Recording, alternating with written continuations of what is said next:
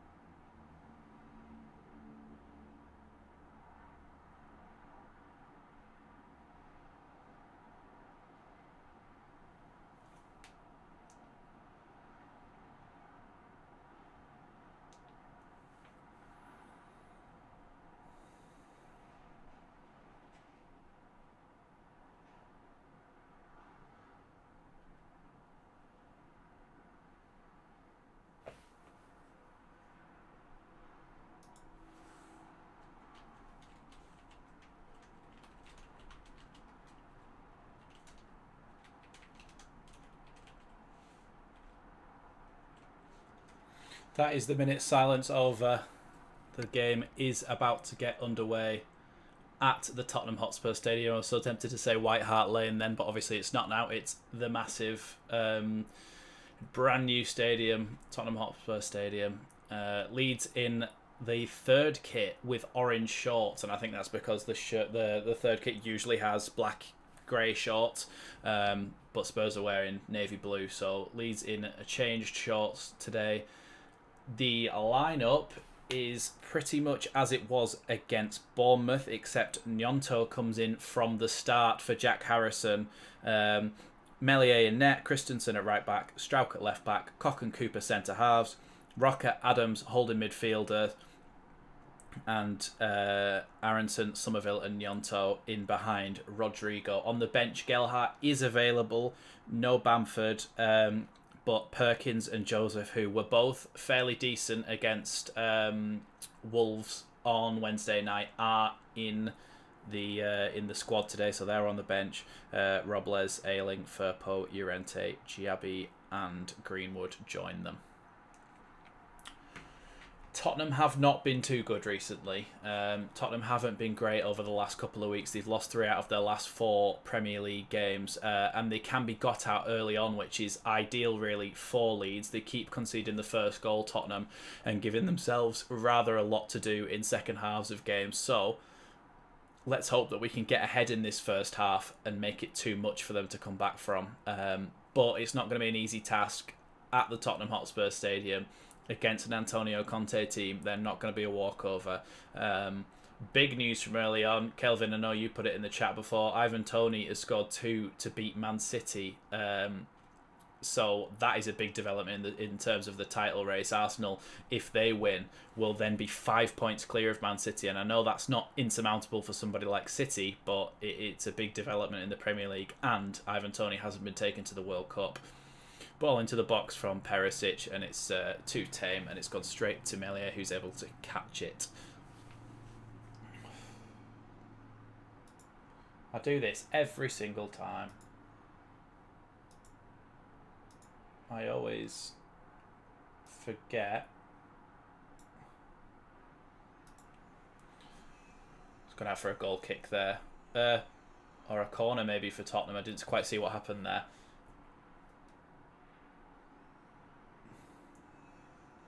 Just making sure that my time's synced up so everybody knows what's going on. There we go. Right, time's perfectly synced now. Apologies about that. Tottenham Hotspur have a corner, even Perisic over the ball. Pascal Strauch sporting a lovely new haircut. He's got rid of the man bun and he's gone for a little bit more of a classic number. But Perisic with the ball into the box now, front post, and is cleared, but only as far as Højbjerg, who's passed it all the way back to Lloris in his own half. 2 French goalkeepers today going up against each other. One in Lloris that got picked for the France national team for the World Cup, and Meslier, who didn't actually make the squad, as Steve Mandanda got that 3rd place when Mike Maignan from AC Milan was injured. Mandanda got that place rather than Meslier, which is a shame, but at least Meslier will hopefully stay fit if he's just in training, being wrapped in bubble wrap at Elland Road. Tyler Adams, who is also going to the World Cup with the USA, just brings it down, and Gnonto's now on the ball, passes it out wide to Rocker. Rocker's plays it down the line to Somerville, who has definitely earned his place over the last couple of weeks. Commentators just said he's had quite the last couple of games, but he has. He's proved that he should be in this team, really.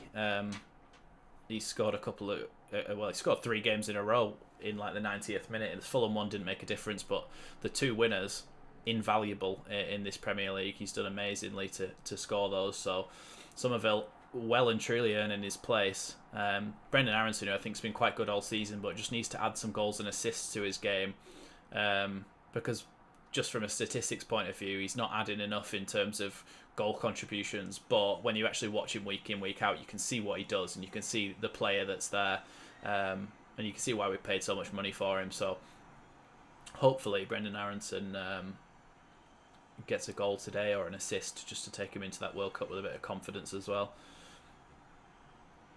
I said on my match reaction last week I'd probably be doing some World Cup content. There'll be some stuff about England, but I think I'll also try and base a bit of the content on how Leeds players are doing. So Aronson and Adams in the US national team. At right back, we've got Rasmus Christensen, who's playing for Denmark. Mistake there by a Tottenham defender, and Rodrigo nearly got on the end of it. But Gnonto's gone down in the box there and looks hurt. I think he got a little bit of a whack in the neck there. But yeah, like I say, I'll probably be doing some World Cup content on some of the players who are playing for the national teams as well. Luckily, there's not that many of them, so we get to keep a lot of our players. I mean, Strauch unfortunately missed out for the Netherlands. Koch missed out for Germany. And I think that's it for people who were in contention. Oh, Click as well missed out for Poland, so that's really unfortunate for him, because it's probably his last chance to go to a World Cup. He's just not had enough football, Matthijs Click, of late. It's weird because I don't really recognise Pascal Strauch in there because he's got this new haircut, so it doesn't quite compute that that's him that's there. Maybe this is our new left back. Strauch has a haircut and he's a new player, but I think he's been decent this season, to be fair. Tottenham with the ball now, but it's been a bit of a scrappy opening. Nobody's really managed to string a period of passing play together, but Rocker's just played a ball down the line and my stream's decided to buffer, so that's good news. But I think that ball's gone all the way out of play.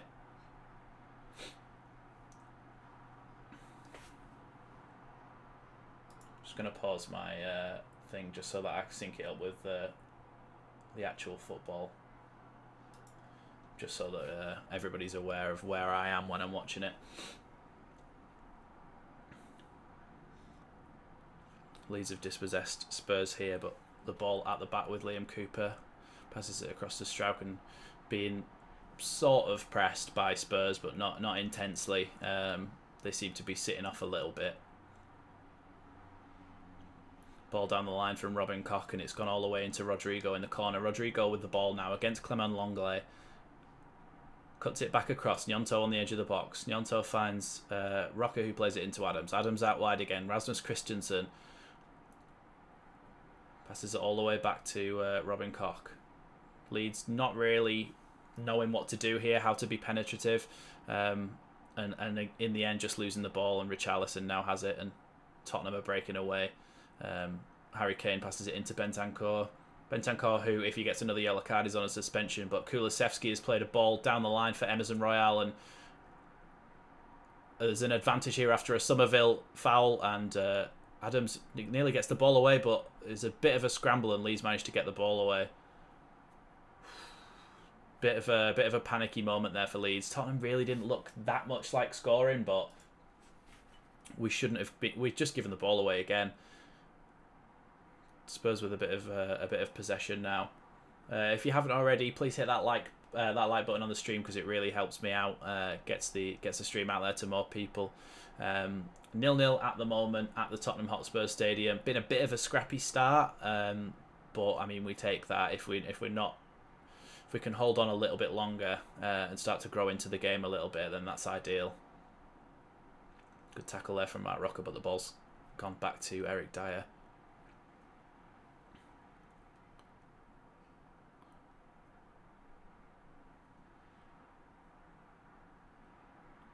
Kane passes the ball, tries to get it through to her. It's going to be an interesting dynamic today because you've got players like Eric Dyer, Harry Kane, Tyler Adams, Brendan Aronson, Rasmus Christensen. Højbjerg is Danish, I think, so he'll be with Denmark. There's a fair few World Cup players in there today, so it'll be interesting to see if they're the players that will be maybe pulling out of tackles, or whether that's not something that'll even come into their mind. Richarlison as well with Brazil, although I don't think he'll be a starter for Brazil, but he's just played a lovely ball down the line.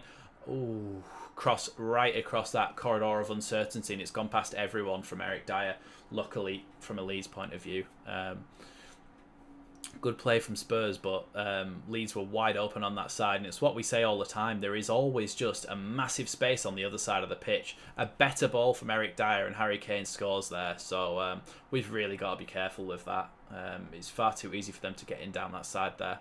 So Meslier to take a goal kick now. Have we got anybody in the chat? Any thoughts on the game so far? If you've got the game, or predictions for the World Cup even as well. Brendan Aronson's managed to get the ball here. Managed to pass the ball into Somerville. Somerville! 1-0! Get in! Somerville has done it again.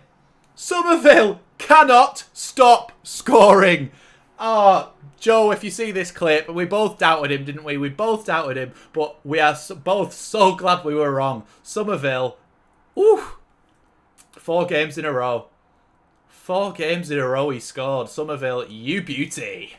1-0 Leeds at the Tottenham Hotspur Stadium. What a start that is. And honestly, this is what Tottenham seem to do at the moment. They seem to just continue to concede early. Brendan Aronson did really well, played it into Somerville. Somerville managed to take it in his stride and then put it in the bottom corner underneath Hugo Lloris. So 1-0 Leeds. What an ideal start that is. Yeah, Somerville scores another goal for Leeds. 1-0. Absolutely brilliant stuff. Well done, Somerville. 4 goals in 4 games. Why do we just turn it on against the big boys? We've just been so good. Oh, by the way, new retro shirt. Mum and Dad got me this for my birthday. I think it's very nice. I like. I had one of the other ones. One of the other ones that's made by, I think it's Score Draw, the company who make like replica retro shirts. And I had another one. I had one of the Yorkshire Evening Post ones. But they had the proper old badge, but they didn't have the Admiral badge on it. Like, they didn't have the actual kit maker on it. Whereas this one actually does. And I think, yeah, it's much nicer when it's got the actual kit sponsor on it as well. So I knew that they'd be playing in this kit today, otherwise I'd have been wearing that our yellow away kit. But because Spurs have got white and blue, and that kit's yellow and blue, we were always going to play in this Wolves kit. I don't like this third kit. I've got to say, I do not like this third kit. It's a Wolves kit, isn't it? Basically, what does anybody else think? Does anybody else think that it's actually a nice kit, or what? Because to me, it just feels like a Wolves kit.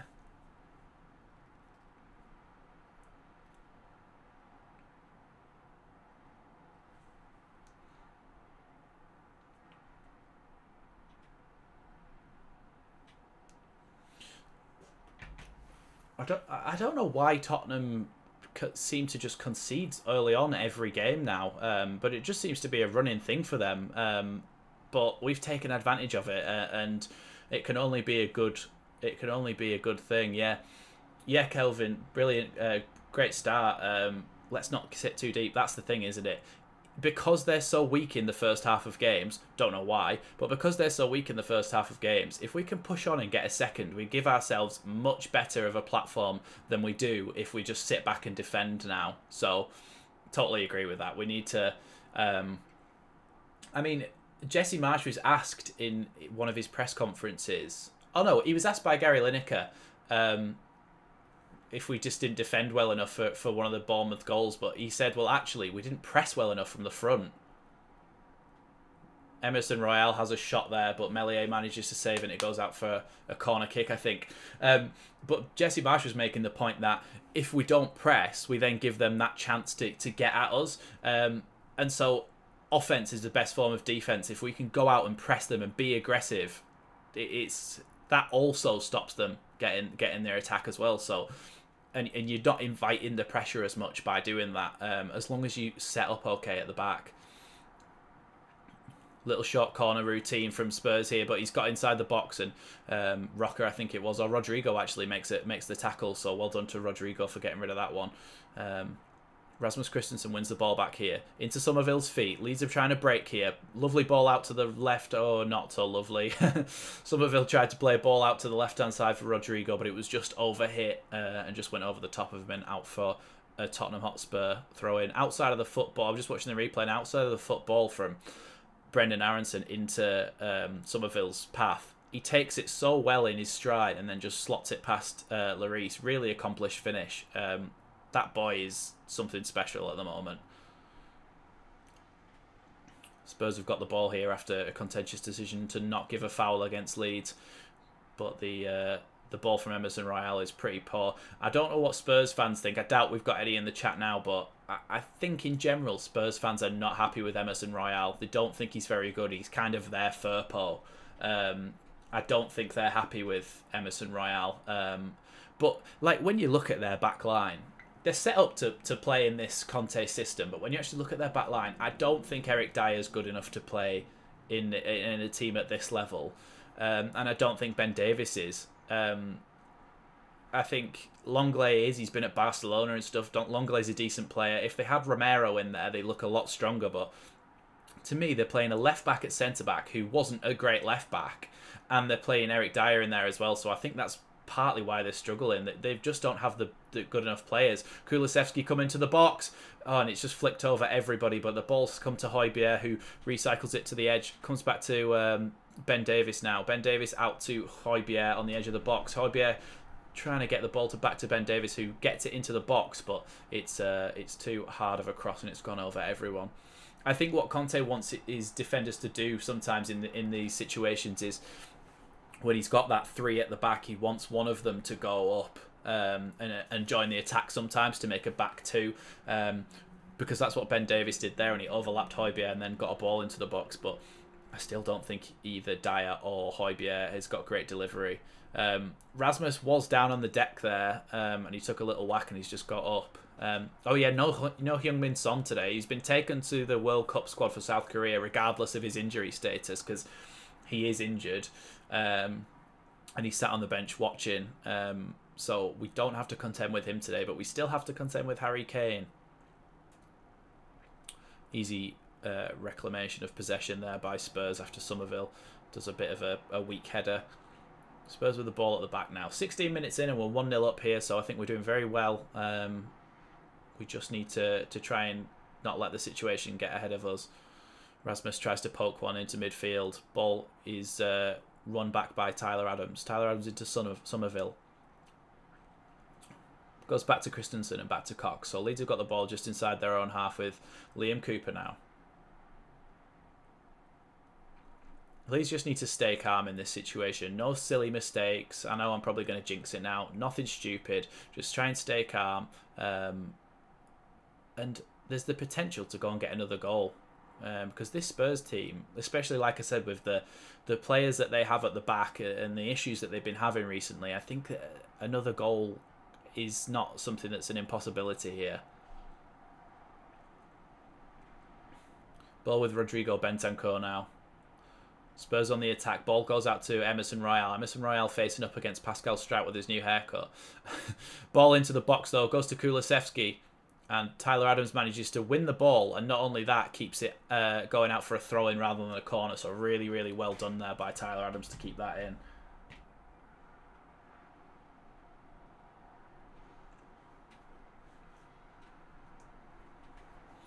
Spurs with the ball again here then.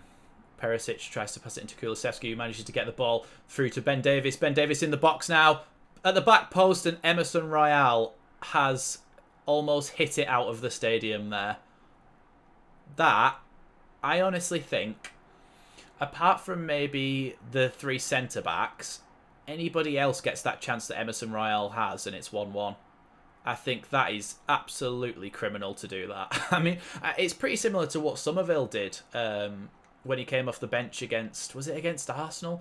You know, where it just came to him and he just absolutely skied it. And Emerson Royal there, he's just absolutely panicked and skied it so high. So thank God that chance fell to him, but we can't be letting them have chances like that very often because Bentancur, Richarlison, Højbjerg, Kane, any of them, Kulusevski, any of them it falls to, it's a goal. So thank God it fell to Emerson Royal, but it's a warning sign that, and Leeds need to be really careful here. Ball at the back then with Spurs. Nearly 20 minutes in, nearly halfway through the first half, and it's 1-0 to Leeds here at the Tottenham Hotspur Stadium. Pascal Struijk chasing all the way into the Spurs half.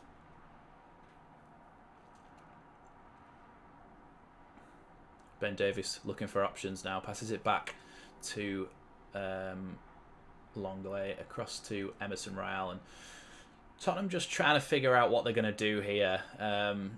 They've played a few little nice interplays which Leeds don't seem to be able to get the ball from. But Leeds have got the ball back now and they're breaking with Aronson. Aronson plays the ball out to Somerville. Somerville striding into the box. Somerville, oh, he tries to get it past.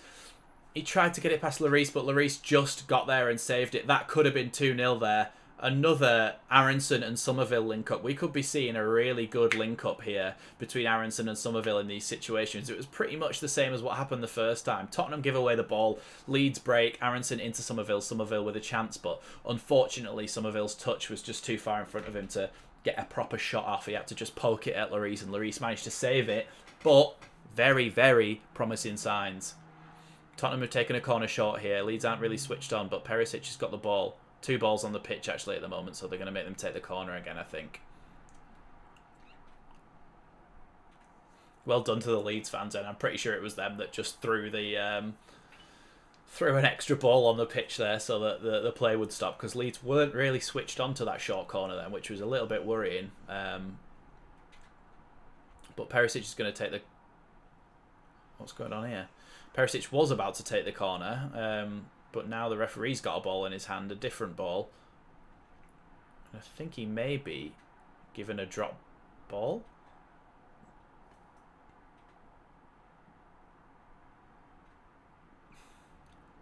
Yeah, drop ball, and Tottenham to carry on from where they were, and a good little foot by Gnonto, and little ball by Somerville's gone astray, and Tottenham have the ball back again.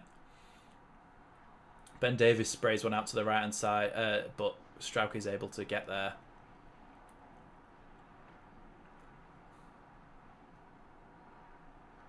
Spurs have had 71% possession in the last 10 minutes, I think. Which shows that we are sitting back and trying to play on the break a little bit here. So let's hope it works, because if we're to get another goal, we just have that little bit more of a cushion. Because Spurs do look dangerous. As much as they look a bit frail at the back, they do look dangerous going forward as well. So I think it's only a matter of time before they score a goal. But if we can get a second one before that, it'll be absolutely ideal. Well done, Rocker, who's fallen over but managed to retain possession. Ball out to Pascal Struijk, who passes it into Brennan Aronson. Gives it back to Struijk. Leeds just looking for some options there.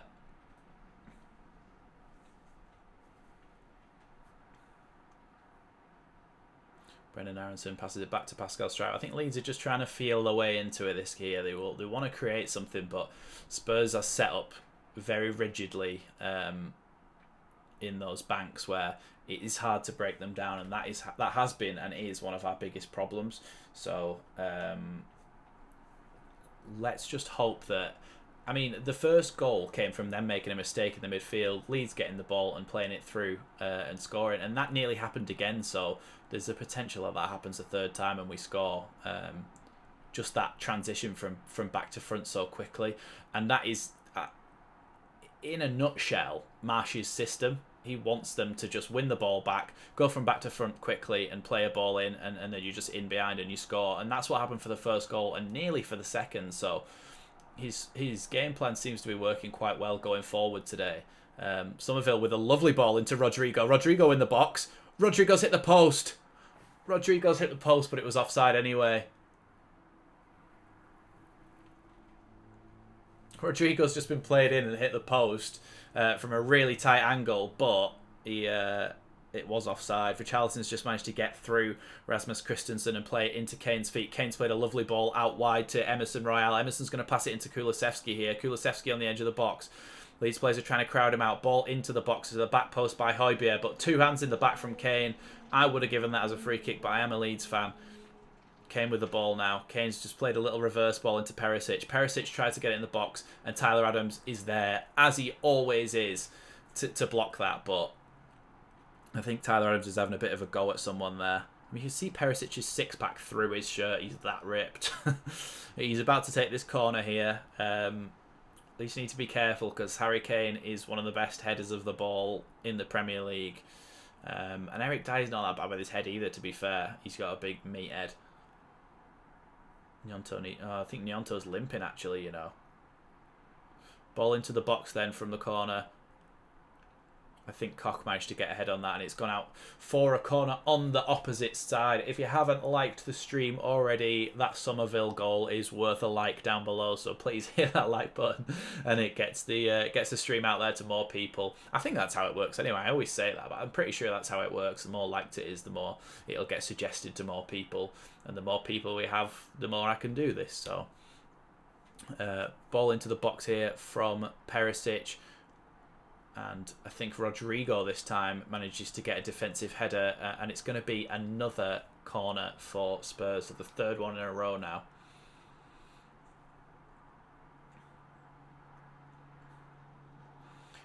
Harry Kane looking like he's going to make a run into the box for this one. Meslier is able to punch, but he's pushed there. Harry Kane scored, but I think that's a foul on Meslier. That's got to be a foul on Meslier. All the Leeds fans are going over to the referee. Harry Kane has scored, but he's been... Meslier was bundled into the net there. Surely VAR's got to go back and have a look at that. I'm not going to change the scoreline until it's guaranteed, but... Yeah. Meslier has been bundled into his own net there. He's tried to punch it. He's been fouled, and then Kane scored. But for me, that's got to be VAR because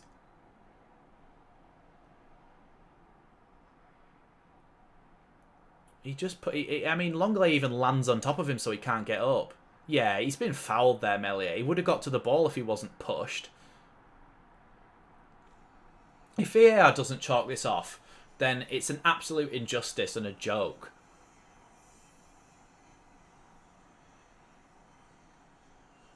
The goal stands.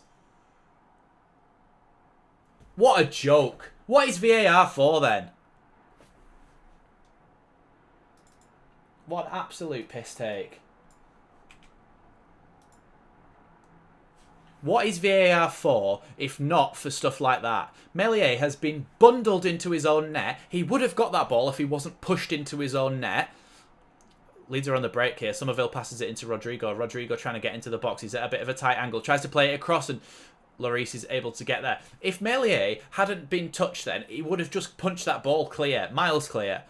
And yet, Longley comes into him with a shoulder, pushes him into his own net, and Spurs score whilst Meslier is on the floor in his own net. It's a total injustice and a complete load of shit, that. Oh my god, Kulusevski was in again then, and Meslier made a good save, but Jesus Christ, what is that? I'm so annoyed about that goal because, to me, we've played really well and they have had a few chances. Emerson Royale is one of the worst footballers I've ever seen. He's like worse than Firpo.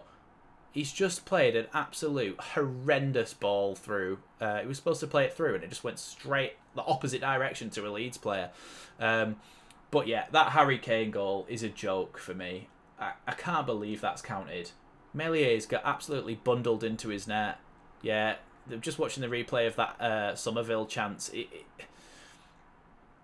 he took a terrible touch. It went far too far, and then when he tried to squeeze it past Lloris, he was already on top of him. So the ball never went in the back of the net. Lloris saved it. So it's 1-1 here, and we could have been 2-0 up. They could have scored another one, but for me, that goal should not have stood. Yeah, even the commentator said another day that Tottenham goal will be ruled out. I think it's total shit that that's counted. Leeds with the throw-in. Just outside the Tottenham Hotspur box. It's not... It just doesn't really look like there's many options when we're in a position like this. When we're not breaking and trying to counter-attack whilst players are out of position, we don't look like we can particularly break anyone down, which is... disappointing. Rasmus has just played it all the way down the line and out for a Lloris goal kick. But, I mean, oh yeah, Spurs fans will sing now. They're really, really slow when the Spurs go marching in. I don't know why it's so slow that they sing that. But they weren't singing it beforehand, that's for sure. Yeah, I mean, whilst I agree that we do struggle to defend Leeds and keep the ball out of the back of the net for corners, that is not a Leeds error. That is a total foul on the goalkeeper. I think Gnonto's just had another whack to the face. He's been in the wars today. He's had a whack to the neck. He's had a whack to the nose now. And he was limping before. I think he's been absolutely beaten and battered today.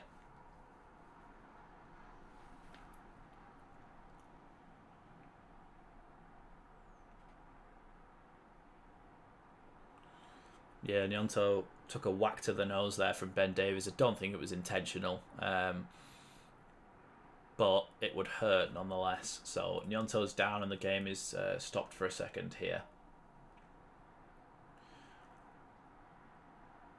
That is a total foul, that is. Longley, yeah, that's what the commentator is saying. Longley didn't go for the ball. He had his eyes were on the goalkeeper, on Meslier, trying to take him out of the game, and he's just whacked into him and knocked him in the back of the net. Do you know what? As much as I'm English and I like... I want Harry Kane's probably England's best player in this World Cup. When I saw him then celebrating that goal, ooh, it made me angry.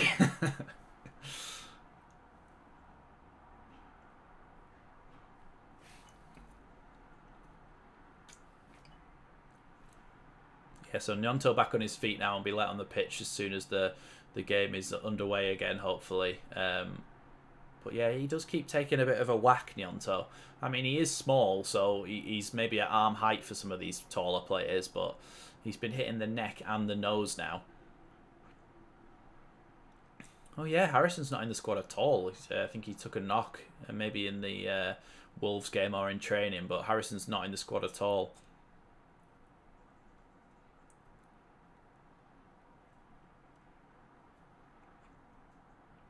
Bentancur with the ball now. He's turned Rodrigo and he's driving into midfield. Tries to play a ball through, but Leeds are able to tidy it up, give it back to Meslier and send it long. Somerville in a race against Eric Dyer to get the ball here, but he's managed to pass it to Emerson Royale, who's given it to Højbjerg, who's then given it back to Emerson Royale. Ball inside to Harry Kane. Harry Kane's gone to Richarlison. Richarlison inside the box now. Tries to curl a ball, and it's deflected towards Strauch, who's managed to just clear it before Kulusevski got in at the back post. Højbjerg with the ball. Højbjerg running down the wing, trying to get the ball to somebody who can get it in the box. Harry Kane now tries to put it in the box, but it's deflected by Rocker. Harry Kane with another chance to put it in the box, but gives it to Emerson Royale. Harry Kane again, but it's deflected by Brendan Aronson. It's impossible to keep up. There's a lot of misplaced passes and a lot of deflections and blocks in this game. It's quite scrappy, but Tottenham seem to have managed to put the Cooper there. I think his flailing arm hit Kulusevski in the face, but to me, I don't think there's anything in that. It's the same as what just happened to Gnonto, and we said that it wasn't really a foul, it was just an accident. I think Cooper's just trying to get in front of his man, and as he's done that, his arm has hit Kulusevski, but there's nothing in that for me. I don't know if they're giving a free kick or not. No, it's corner. Kulusevski's still not up. Oh, get up.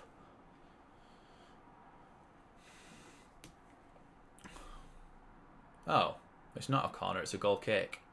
But Kulusevski's still lying on the ground. I don't understand why he needs to go down that long for that. Even if he's like something that's actually poked you in the eye, you can stand up and be on your feet. I watch it on Peacock, Reese, which is like a proper verified American thing, but you just have to watch through a VPN.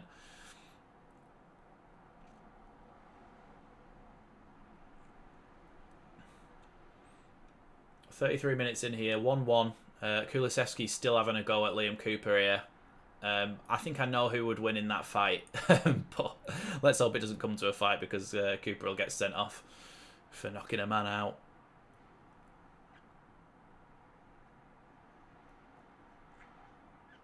Spurs with the ball again here. Spurs are getting into this game a lot more now, which we sort of knew would happen. I know that they concede early on and we managed to score against them, but they do tend to come back into games. That's why they're in a top 4 spot at the moment. But we've shown that they can be got out. A couple of times we've had some good chances, so hopefully we can make the most if we do get any more chances in there. Leeds have tried to have a little interplay off a throw-in, but it's actually gone out for a Tottenham throw-in as Leeds couldn't keep it in. So Spurs have got a throw-in just inside their half here.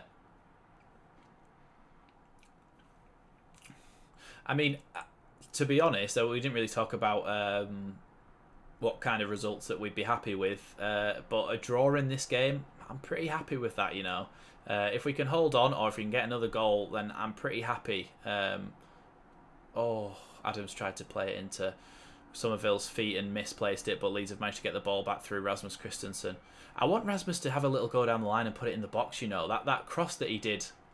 That cross that he did against Liverpool where Aronson hit the bar was so good that I just want to see more of that from him. Leeds have managed to recover what looked like a bit of a bad situation there. It looked like it was 2-on-1, but Leeds have got the ball back with Matt Rocker here. Yeah, I want to see Rasmus, even if he's not marauding completely into the box, if he's getting up into a position where he can cross the ball in, then I'm happy with that. And I want him to try and get the ball in the box more because he's got it in his locker to put a really good ball into the box like we saw against Liverpool. So for me, that's what I want to see more of. Because, I mean, even if Strauch sits back a little bit and Rasmus is the one that's being attacking, that's fine because then we have pretty much a 3 at the back still. I want to see Rasmus get the ball into the box because Rodrigo's not a bad header of the ball. He's scored a good header against Burnley the first season we were back, and Leeds with the ball now with Rasmus in a good spot. He was about to put it in the box and it's blocked. Great challenge from Robin Koch there, but I think Robin Koch's taken a whack to the back of the head there.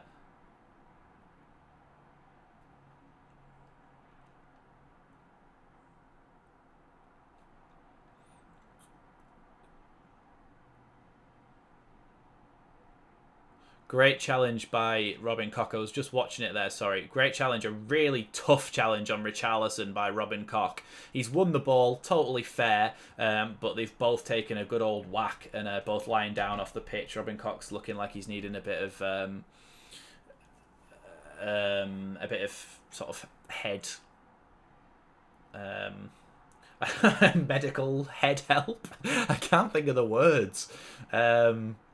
He's having a bit of treatment on his head there, is what I was trying to say.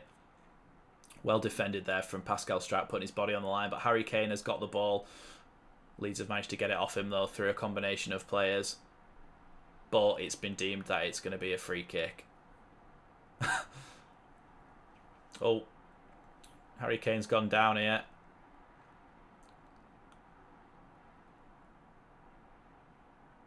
I mean, if anybody injures Harry Kane, they're going to be public enemy #1 in England.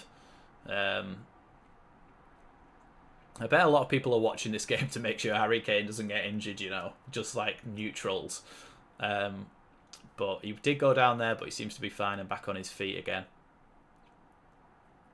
He always seems to be like Harry Kane's not a regularly fit player. Like, he's not consistently fit. He does have issues with fitness. Ball into the box from Eric Dyer, straight to Melia. He does have his fitness issues, but he seems to always be available for tournaments. Like, he always seems to be available for the big games and the big tournaments. Like, I think there's almost a skill in managing to get fit for the big moments rather than just having, like, Bamford fitness where it's, like, just on and off. Nyonto with the ball, passes it into Brendan Aronson. Brendan Aronson's won Leeds a free kick on the edge of the box, and Richarlison has properly kicked the ball away there. That's a yellow card. By the letter of the law, Richarlison should be getting booked there, and it really annoys me that they don't. He's brought down Brendan Aronson, and then Richarlison boots the ball away. Brendan Aronson's very good at winning free kicks on the edge of the box like that. Anyone comes near him and they try to go for a shoulder barge because he's weaker than them, you just go down and win a free kick. So he's like, I'm happy for you to try and bully me off the ball because I'll just go down. But good position for a free kick. The commentator has just said the words, "This is Rodrigo territory." Have we ever... I don't even remember seeing Rodrigo take a free kick, never mind score one. Like, if he scores now, then fair play. I will eat humble pie. I will eat my words. But to say that this is Rodrigo territory can suggest that he consistently scores or has good attempts on target from this distance from free kicks. But he doesn't, ever. So if he scores, I'm absolutely buzzing. But... I don't think so. And to be honest, I think Brendan Aronson's going to be the one to hit this. Leeds have got their own mini wall in Rasmus and Strauch in the centre of the box here, but to me it looks like Brendan's going to hit this one. Oh, Rodrigo hits it and it hits his own player. And then the rebound comes out to Rocker. Weak foot, just dribbles into Lloris's hands. That is... Rodrigo hit it and it hit Rasmus Christensen. Like, we are so silly sometimes. Like, we do stuff that's actually funny. Like, I'm not laughing because it's my club, but anybody else watching that, we look like a clown show at times. Like, we've just taken a free kick and hit it into our own player's feet. Willie Nyonto with the ball now. Recycles it well back to... I keep saying recycle, but he's not even doing that particularly. He just passed it back to Rasmus, and he's just nutmegged, I think, Richarlison. Leeds should have won a free kick, man. Must have meant a different Rodrigo. Yeah, yeah. Like I say, he just doesn't take free kicks from there, does he? Richarlison, oh, I hate him. I'm sorry, but it's not very professional of me, but I hate Richarlison. He's just running alongside Rasmus and just dives on the floor and starts holding his head as if he's been shot. Like, grow up. I don't even think particularly that Spurs fans like Richarlison because they know what he's been like for Everton and stuff and Watford over the years. Like, he has always just been a proper diver. He's a proper diver and a proper moaner. He just complains about everything. I don't think even Spurs fans were particularly happy about getting him because he's all right, but I don't think he's particularly fantastic. I mean, he is actually still quite young. I think you forget how old Richarlison actually is. He's not that old. But Leeds have the ball here on the edge of the Spurs box, just out to the left hand side. Aronson with the ball. He's just nutmegged Eric Dyer, and Leeds have won a corner here. I mean, that could be a sign of things to come in the England-USA game. Brendan Aronson nutmegging Eric Dyer, but Eric Dyer manages to win the ball, and it goes for a corner though here for Leeds. And Cooper scored a corner against Bournemouth, so it's not impossible that we score a corner. I mean, people actually said, and I was included, said we actually look stronger from corners this season. That was one of the big things about Marsh, that we might actually be able to utilise set pieces, but it's not really transpired that much this season. I think we've only scored 2 or 3, something like that. But Liam Cooper at the back post is always a good shout, even though it's gone front post and hit Højbjerg. Leeds have managed to keep the ball low, sort of. Rodrigo! Yes! Oh my god! Rodrigo's banged it! On the volley, bottom corner, 2-1, right before half-time. What a time to score, and what a way to do it. Get in, Rodrigo! Get in! Welcome, Robert Cash. What a time to join. Leeds have just banged it in for 2-1. Let's hope that wasn't offside. But looks as though Rodrigo has just absolutely whacked one in the bottom corner. It just had too much power for Lloris. Just had too much power for him. Cooper heads it backwards, not thinking it's going to go anywhere. Rasmus heads it, and it just goes straight through to Rodrigo. I think he's onside. Yeah, he's onside, and he bangs it, and it's just too powerful. It's pretty much straight down the middle, you know, but it's just too powerful for Lloris to keep out, so it's actually 2-1 to Leeds. What's going on at the moment? I mean, can we play the top 6 every week, please? Because it just seems to... I mean, our first game back is against Man City, and everybody's like, oh, well, yes, Rodrigo territory, yeah. Yeah, that is Rodrigo territory. For me, though, our first game back's against Man City, and everyone's like, oh, if we don't pick any points, and then we've got a game against Man City on the game back, bring them on. I mean, I'm glad there's like a month and a half gap between me saying this and the game actually happened, so hopefully nobody clips this when we lose 5-0 to City, but...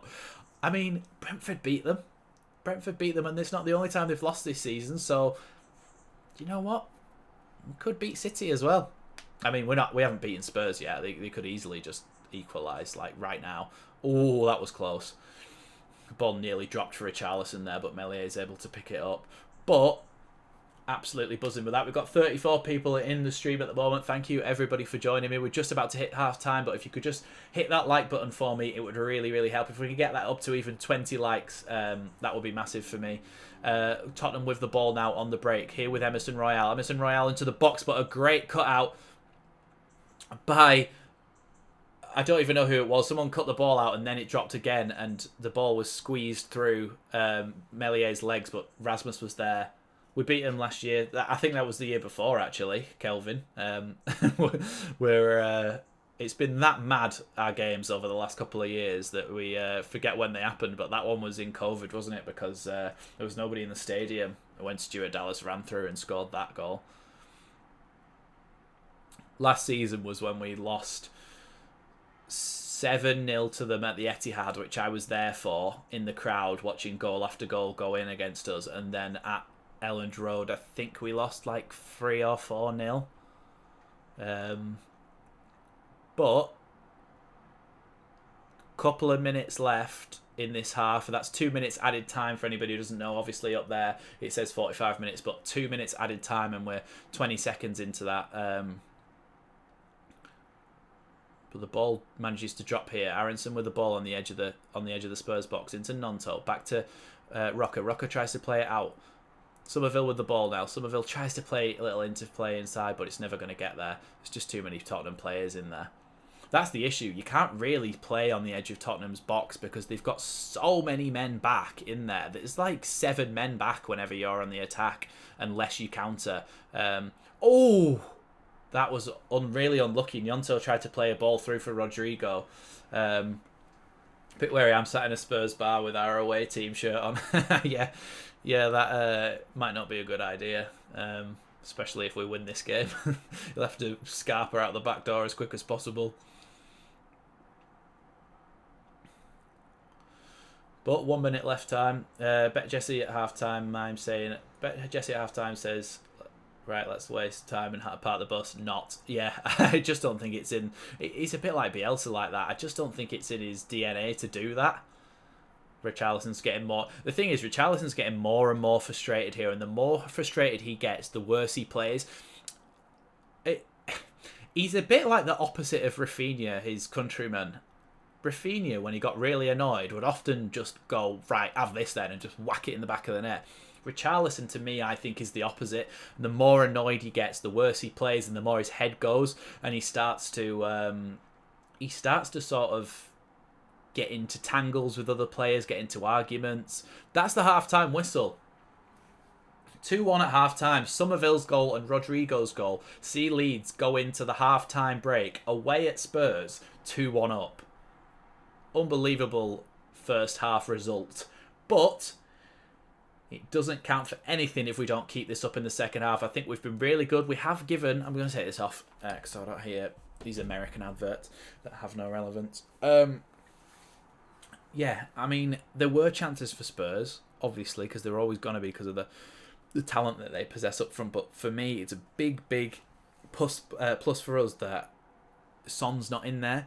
The fact Son's not in there means that they have one less option in there. Kulusevski's obviously also good, but and Richarlison is just not on the level of Heung-min Son, so I think that helps us out. But that's not to say that any of those players can't just pop up with a goal at any time. I think we just need to carry on doing more of what we were doing. We were giving a few chances away, but we were creating chances as well. And if we can go 3-1 up, I think it's a bit of a killer for them. Obviously, we came back from 3-1 up last week, but I don't think that happens in games 2 weeks in a row, does it? It's highly unlikely. If we can try and get an early goal and just stun them, I think we've won this game. But there is every chance that they come out flying at half-time and score, because they do seem to be good in the second half of games. It's all about confidence, Kelvin's saying. Yeah, totally it is. A lot of our players, when they're at the level that we're at, are players that play on confidence. And Somerville's shown that, because he's not really... He hadn't scored before the Fulham game, and he scored in the Fulham game. That gave him confidence. In the Liverpool game, he then scored. It gave him more confidence. Then he scored the winner in the Bournemouth game, and he's on a roll now, so he thinks that he's unstoppable, and he is, because he keeps scoring goals. So for me, Somerville has done really well in this first half to get in behind and have the composure to finish that. Unlucky, though, was that chance where he managed to run through and tried to poke it under the keeper, but he just didn't manage it because his first touch wasn't good enough. But this is just seeing the goal back now. This is the first one, which is the same situation. Aronson pokes it through, takes it in his stride really well, and then scores under the keeper. Great goal from Leeds. The lineup, yes, I can. I'll show you the lineup now. It should be the last thing on my phone. Yeah, so. Obviously, Meslier in goal like usual. Christensen at right back. Strauch at left back. Cockett and Cooper centre halves. Rocket and Adams holding midfielders. Aronson, Somerville and Gnonto are the attacking midfielders. So Harrison is out today. He's not even in the squad, and neither is Sinisterra. I think they're just waiting for after the World Cup for him. And then Rodrigo up front. So it's a very similar team to what we played against Bournemouth, except Gnonto comes in for Somerville, for Harrison. Gnonto hasn't been fantastic in that first half, but I think he is getting used to playing a game from the start, which he's not particularly used to for Leeds, and it's a Premier League game against Spurs. So, I mean, coming on against Liverpool, he just needed to have a bit of that sort of just take the ball and run with it, and whereas he needs to be a little bit more tactical in this game. I'm just watching the replay back now. That Harry Kane goal, Meslier just gets pushed into his own net by Longley. Longley, no eyes for the ball whatsoever, pushes Meslier into his own net, and then Harry Kane brings it down and puts it in the top corner, which I don't think Leeds could have... Harry Kane does really well to get that ball in the net, but it shouldn't have stood. We're just watching the second Leeds goal back, the third goal in the game. Cooper heads it backwards, Rasmus heads it backwards, and then it's like they're playing heads and volleys on the playground.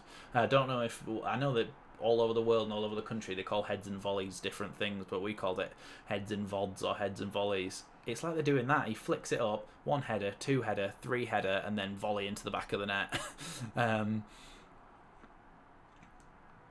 Yeah. How on earth could the officials allow that? That's what I said. I said at the time, what on earth is VAR for if it's not for situations like that? Longley's got no eyes for the ball whatsoever. All he's done is just jumped with his shoulders like that, barged Meslier into his own net, and Mellier's on the floor when the ball goes in. So how is that fair in any way? It really annoyed me, that one. Michael's also saying, as much as people knock Rodrigo overall, team play... overall's team play, and they have a point, but you can't knock his goal contributions now, 8 in 13, yet our other forwards, Bamford and Joffrey, yet to get off the mark.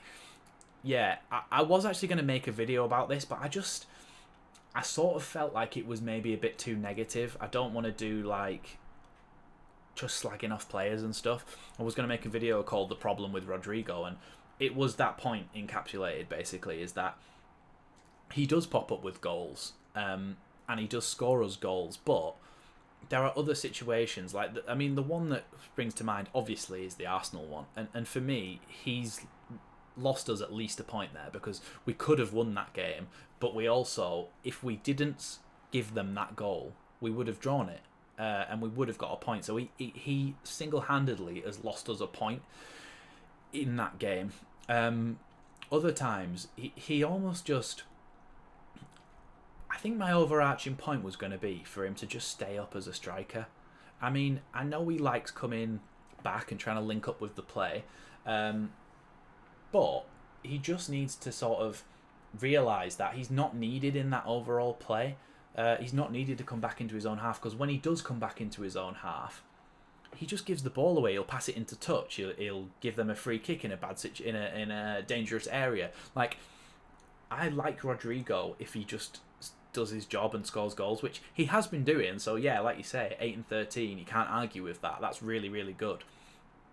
But why does he come back into his own half and just continue to give the ball away? Like, he doesn't need to do that, does he? So that's my issue with Rodrigo. That's what annoys me about him. I'm happy with him when he's up front and he's scoring goals, but I like I said, like, we all know that we do need another striker, even just to complement him.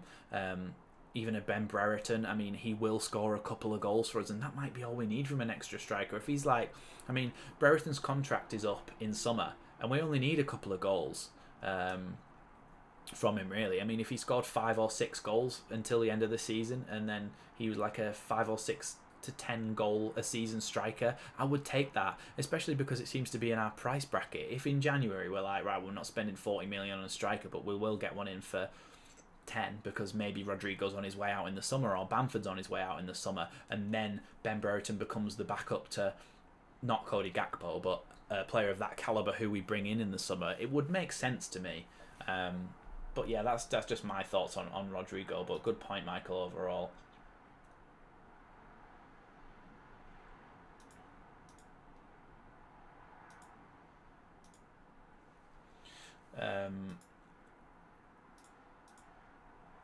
Sorry, I'm just getting a bit of an issue here with the stream. We should be all fine.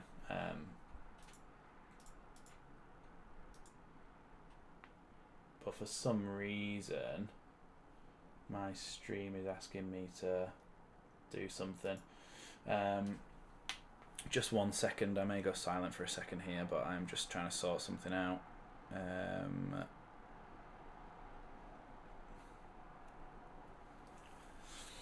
Yeah, I mean, it was a good first half, but I feel like we may need to get another goal if we're gonna win this game.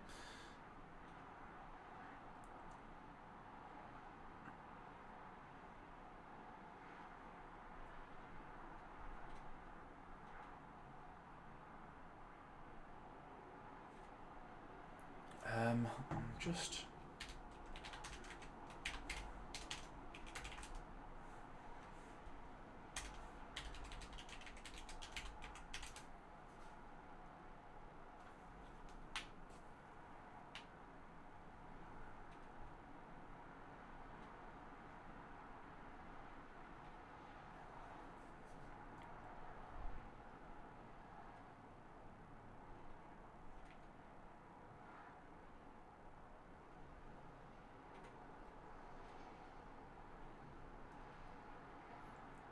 Sorry about that. I had an issue with the stream there. I had to verify for something. We need a striker for depth. Rodrigo still feels like an EFL player in the EPL. Yeah, as much as Rodrigo is scoring goals, I do feel like he needs to contribute more in the rest of the play. And that sounds like I'm contradicting what I've just said, but the reason is that I don't think he's good enough on the ball to contribute towards the rest of the play the way we need him to. So even though he drop him back into his own half and getting involved in the play, I don't think he should be doing that because he's not good enough, because he keeps giving the ball away. Somebody like Bamford, he stays up front and does that work. He may track back to make tackles and stuff, but I just think Rodrigo gives the ball away, and Bamford doesn't really come back and try and play in his own half like that. as much, or if he does, he doesn't really give the ball away as much. And I feel like another striker may just stay up front a little bit more and just provide that goal threat. Next one, as long as it's 2-1 to us, they have to push higher. Then we may well catch them on the break, as Brentford did at City. Kelvin's saying, yeah, totally agree. The longer this goes on at us 2-1, the later into the game it gets, they're going to start pushing for a goal, which is really ideally when Leeds get their goals, when we can break on the counter-attack like we did against Bournemouth, and like we did for our first goal there, actually. So, yeah, the more it goes into this game at 2-1, the more we have a chance of making it 3-1. But I don't think this game stays 2-1, to be honest. I don't think it's going to stay 2-1. Paul G saying, even if we lose that half, it's encouraging going forward. Performance is solid and Somerville has come of age. Yeah, I agree. I always go into these games thinking that we're going to get nothing from them. So I'm like, oh, I'll be happy with the draw. I'll be delighted with the draw. As we go into the games and then we start winning, like, do you know what I mean? We start to win against teams that we shouldn't be expected to win against, and then like, oh, all right, we'll have to win now. We have to win now, and it's like it gets frustrating because even if we lose, I'm like, well, before the game, you would have expected to lose.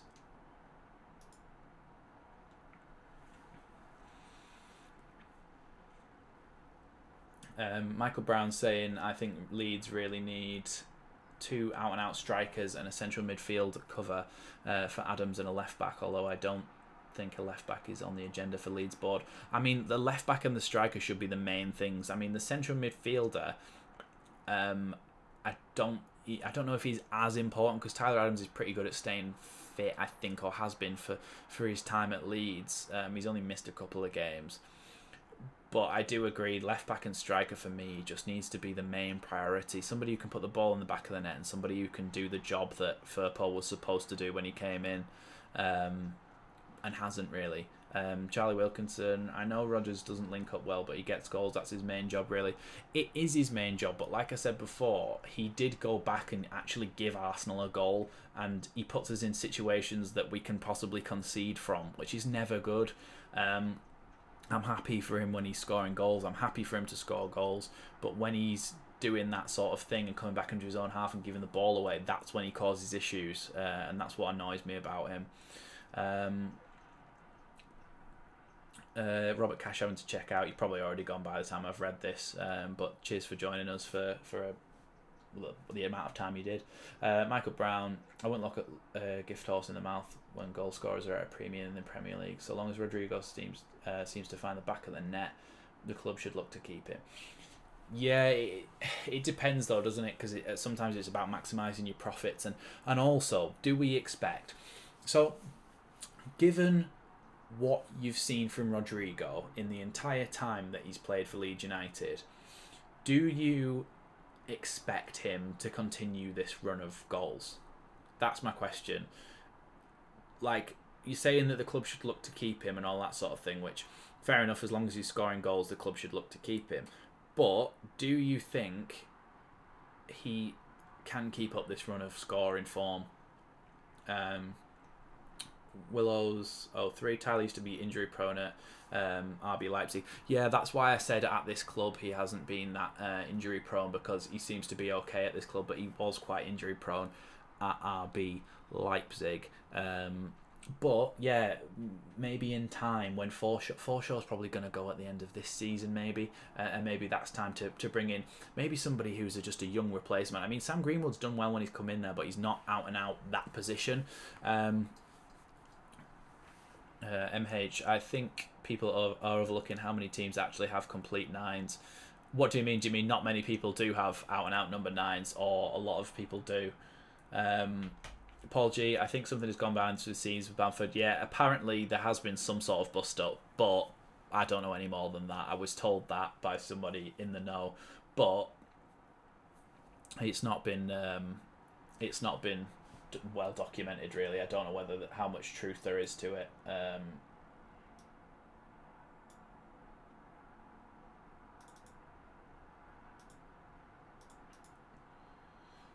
Oh, that worked. Yeah. Yeah, so I don't know if there is actually a Bamford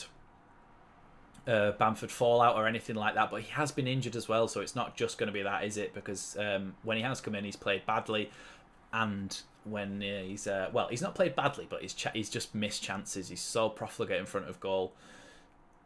Why do we keep judging Rodrigo when he finds the back of the net? Same reasons I've explained. I'm happy for him to find the back of the net, but if he's giving goals away at the other end with his play, or he's basically putting us into dangerous situations that we wouldn't have otherwise been in if he hadn't have marauded into his own half, then that is when the issue comes.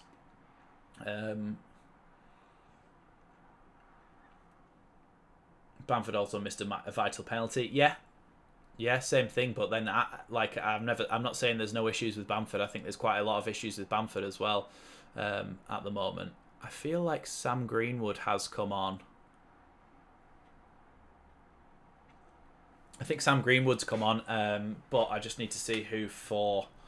Let me check.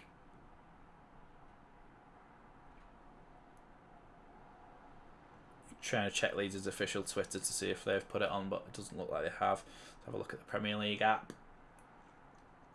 Name me one player who doesn't Leeds player that doesn't give the ball away. Yeah, but it's not that, is it? It's the fact that that's not his position. He's coming into his own half and giving the ball away in his own half. That's the issue, not the fact that, oh, Sam Greenwood's come on for Wilfred Gnonto, so maybe Gnonto's taken a few too many knocks in that first half, or Marsh just didn't think he could get into the game. Cheers, racing fan. Greenwood, just as I read that, I saw your message come through. Yeah, all these players give the ball away sometimes, but the point is that they don't go into the place where they're not supposed to be and do that. Like, Rodrigo's supposed to be a striker. He comes into his own half, gives the ball away very regularly. It's not even like it's just once in a while. He gives the ball away very regularly in his own half, and it puts us under pressure. So that's my issue. Like I say, that's why I didn't make a video. I'm not trying to be too negative about him, because I'm happy with him with his goal contributions, but I just wish he wouldn't do that as much. Talk of the devil. They have both just, Rodrigo and whoever's number 15, Eric Dyer, has just smashed into each other. Oh, it's Rocker, actually. Sorry, it's Rocker. I couldn't tell because they both have a similar sort of fade from the back. I think Rocker was pretty high there with his foot, but I don't know if he was looking at Dyer. I think he had his leg lifted up to try and win the ball, and then Dyer's ran in front of him. Can hear a good old marching on together going on from the Leeds fans behind the pictures that we're seeing now. But yeah, commentators saying that it's careless from Rocker, but Rocker's put his foot up to try and bring the ball down, not to try and kick Eric Dyer. He didn't even know that he's come in. So, I mean, he should know that he's coming, because he should have checked his shoulder. He should have checked that there was no one coming before he tried to bring it down. But as he did, it's an accident.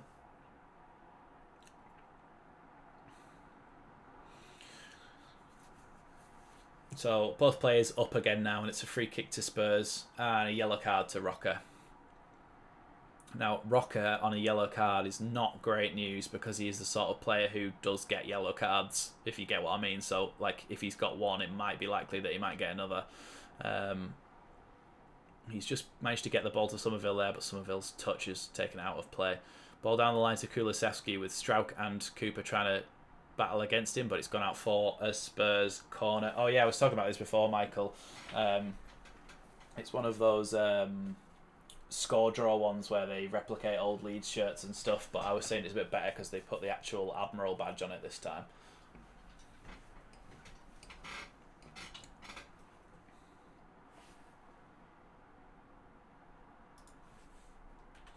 I'll find out what season it's from now. Punched away by Melier this time. Mark Rocker on the right side tries to play it down the line, but it's been cut out there. It's the 1993 away shirt. 92-93 away shirt.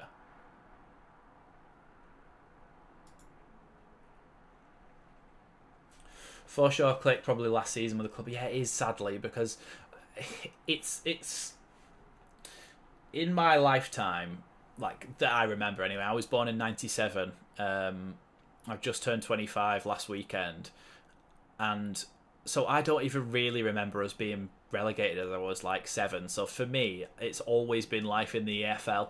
So when the team comes that actually finally gets us back to the Premier League, sort of develop an emotional attachment with them. The players that got us back to the Premier League. Cheers, Michael. Oh my god. Oh my god, it's in. 2-2. Ben Davies has just absolutely spanked it in. I was just trying to say that you get attached to the players, so it'll be sad to see Click and Forshaw and all those sorts of players go, Aileen Cooper and Dallas, etc., etc. It'll be sad to see them go.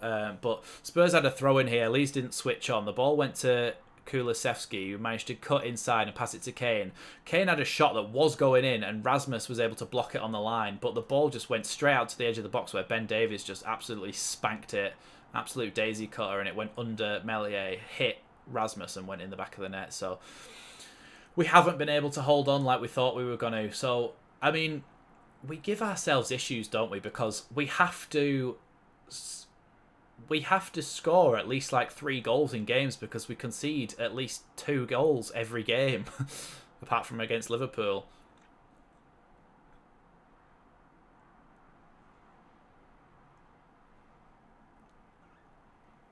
We just give ourselves too much to do in these games. Now we've got to go out and score again. Instead of just holding on to our lead, we've got to go out and score again. And we weren't switched on from a throw. I think it was Aronson wasn't switched on. The ball went over the back of his head. I mean, it's not really his job to be defending there. Somebody else should have been there, probably a Strauch or a Rocker, given that it was that side of the pitch.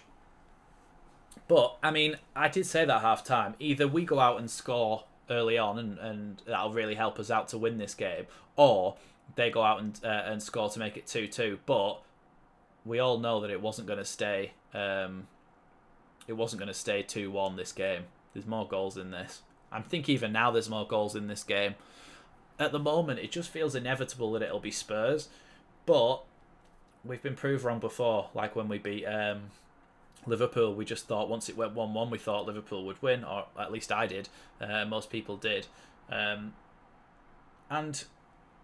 we went and won that game. So the possibility's there. It's just disappointing that we've conceded so early in this second half.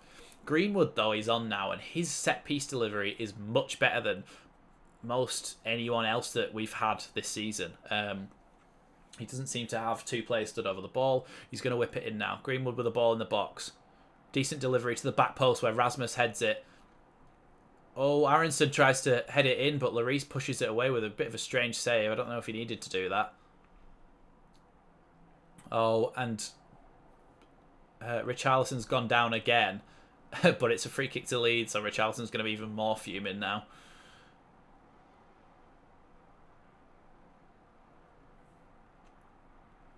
Ball came out to the halfway line, and there was just a bit of a 50-50 challenge between Tyler Adams and Richarlison, and it's a free kick to Leeds, so Leeds have the ball again here. Pascal Strauch on the left-hand side gives it into Somerville. Somerville with a man in his back. Manages to get the ball back to Mark Rocker. Mark Rocker tries to spray a ball out wide, and it's done really well to get all the way over to Rasmus. Rasmus is in down the left here, down the right here. Somerville collects it, but it goes back out to Tyler Adams. Tyler Adams out wide to Rasmus. Rasmus, get the ball in the box, please. What a great ball. Oh, wasn't a great ball. Sometimes when someone kicks a ball, it starts to look like a good cross and then just ends up a bit crap, and that's what happened there. It went straight into Lloris's arms. But it was better from Leeds. It's what I want to see. I want to see Rasmus down there. I want to see him putting dangerous balls into the box. Strauch slipped there. I think it looked like a bad tackle, but Strauch slipped. Brendan Aronson with the ball. Passes it into Tyler Adams. Tyler Adams just outside the Spurs box. Gives it to Aronson and gets it back. Leads with the ball with Sam Greenwood. Tries to play a ball over the top to Rasmus Christensen, and Rasmus doesn't get there, but he's saying, give it to feet, give it to feet. You don't need to whack it over my head. So that's what they'll be looking to do in the future, potentially, is try and get it on the deck, out wide to Rasmus and get the ball into the box. I think that's part of the plan, to potentially get the ball in behind their back three, is to get it out wide in those spaces between the back three and the touchline, and then to get decent balls into that corridor of uncertainty from Rasmus. Don't really think we've got anyone that can do that on the other side, but Aronson plays the ball in. Oh! Rodrigo tried to play a little reverse ball back into the path of Aronson, and Aronson couldn't quite get there because it was cut out by a Spurs player, but good little bit of interplay. Michael saying, these VAR decisions always favour the big clubs, and the outcome of this match, they should look at a blatant foul on Ilian. Yeah, it was a total blatant foul on Ilian Meslier for that goal. We should still be 2-1 up, really. Well, I think there's a bit of a scrap going on here because Bentancur is trying to fight Leeds players for the ball, even though it's our free kick, so I don't really know what he's doing.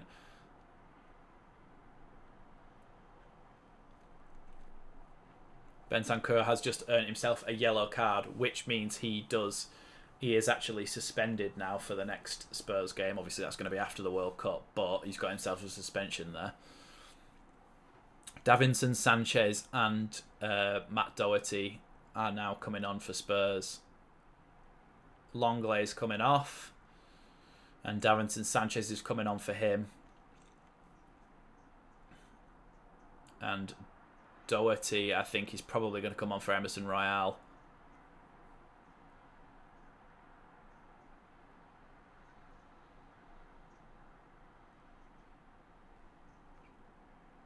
So Emerson Royale has come off. Matt Doherty has come on for him on the right-hand side of that back five. And Davinson Sanchez has actually come on for Clement Lenglet. Don't know why they've taken off a centre-back. Seems like a strange decision, but he has done that. He's taken a defender off. He's taken a centre-back off and put another centre-back on, so I don't really know what that decision's about. Maybe trying to... I don't know whether Conte feels like he needs to hold on in this game, maybe.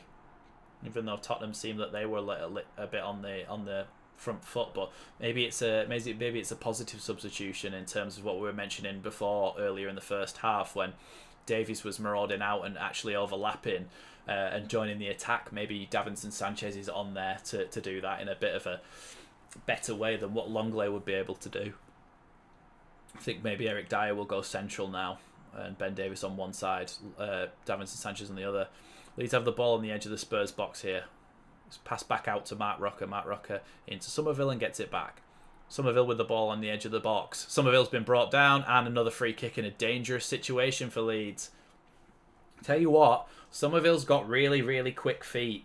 Somerville has got really, really quick feet, and when he does that, when he steps in and out and takes it past a player, there's always a chance that he's going to be brought down. And Davinson Sanchez has been on for a second, and Somerville's already had his life, and Davinson Sanchez has brought him down for a dangerous situation from this Leeds free kick. Hopefully, this time we don't hit it at our own player. Come on, Leeds. Talking about Rodrigo territory or whatever it was. I don't think Rodrigo's actually going to be over this one. It's going to be Sam Greenwood and Mark Rocker, maybe? I can't quite tell. Although it is notable to mention that Sam Greenwood is playing a little bit further forward today because he's come on from Nyonto. He's not come on for one of those holding midfield roles and he's playing centre mid. He's more playing of an attacking midfielder. We have leading twice in this game. We must get at least a point now from this game. Yeah, you've got to feel like we can get a point from this game, and we should. And I'd be happy with a point from this game. I mean, I said that before kickoff, actually. I said I'd be happy with a point. So if we can get one, then yeah, I'm really happy with that. Watch Manchester City, and they looked like they're taking it easy against Brentford. Yeah, that could have been why they lost. I didn't manage to catch that game because I was dropping my girlfriend off in Liverpool, but Richarlison and Strauch seem to be having a little bit of a scrap here. Looks like Greenwood's going to take this free kick. Flies over the bar. There's something about Leeds in free kick situations, apart from when Rafinha is here, that I just never expect it to go in. I just feel like we don't really have a free kick taker. I mean, Greenwood's tried to get it up and down over the wall, but it was never coming down in time because I think it was maybe too close for that type of free kick. But like I said, does anybody else feel like we've got anyone who can actually take free kicks? Because I don't. I don't think we have people who are capable of putting it back in the back of the net from the edge of the box from those free kick situations, because we just don't do it. I mean, even when Rafinha was here, you felt like he could, but he just hit the bar every time. Like, he consistently hit the bar and posts off free kicks. Somerville with the ball in the box now. If he can get a penalty here and take it round a player, passes it to Strauch. Strauch into the box for Brendan Aronson. Brendan Aronson in the box. Brendan Aronson tries to have a shot, but manages to get the ball back off the deflection. And Leeds have still got the ball. Robin Koch here passes it to Sam Greenwood. Into Rasmus Christensen. Rasmus on the corner of the box. Passes it into Sam Greenwood. Greenwood tries to get the ball in the box, and it's gone for a Leeds corner. I said a lot of words then. Bentancur has blocked that, and it's gone out for a Leeds corner. If we can get Liam Cooper in at the back post, there's always a chance he gets ahead on this, but they are playing 3 centre-backs, so... yeah, shame that Pascal's missing out. Yeah, I think he could have made that squad. I think he's been good this season. I think he's a good young player. It would have been a good experience for him. Ball into the box from that corner, but Spurs have managed to clear. Gone to Tyler Adams on the halfway line. He's given it all the way back to Meslier. Yeah, Pascal probably should have been in that squad. There's probably some players in there that he could have got in over. But in the end, he hasn't. And like you say, that is a good thing for Leeds. And because he's young, there will be other... Like, the next World Cup, Strauch will be in his prime. So you'd expect him to be in that squad. So yeah, the next World Cup you'd probably see Strauch there. So he's got time really, which is not as bad for him. And to be honest, if I had one World Cup in my career, I wouldn't choose the World Cup in Qatar. But the less said about that, the better. But somebody like Click, who's missed out, he's already 32. So next World Cup comes around, he's 36. It's not going to be great for him, is it? Because he'd probably be retired by then. But players like Robin Koch, in fact, next time World Cup comes around, he'll be like 30 maybe. So, yeah, a lot of the players that have missed out have got time. But players like Rodrigo, even Rocker's probably got time to get into a World Cup squad if he continues to improve. Because obviously he was out of favour, and that Spain squad's not that strong, is it really? So you've got to feel like some of these players maybe have a chance. Ball through from the outside of the foot, and it's a terrible finish by Kulusevski. I don't know what that was. It was a really nice... It was a weird situation, that. The ball just came to... I think it was Richarlison, and he just played it... I'll tell you what, that's actually a really, really good pass from Richarlison. Outside of the foot, just cut through everyone. Saw the run of Kulusevski, but he's... what do you call it? He's not done anything with the finish. Rafinha was one of the dead ball specialists Leeds have had since Ian Hart free kicks. Yeah, as well, the corners... Oh... I think Meslier might have saved that if it hadn't have deflected off Rasmus. But yeah, Rafinha was great at his actual delivery from like crosses as well from set pieces, not just his actual shooting on target. And we still don't. To be fair, Greenwood's corner was better than any corner we've taken all season. The one he took against Bournemouth, and he was able to put it in the back of the net whilst it was slowly rolling towards him from that distance with his left foot. So you've got to feel like he's potentially able to put one in, but he just doesn't seem to be able to get it up and over the wall. Well, up and down over the wall and into the net.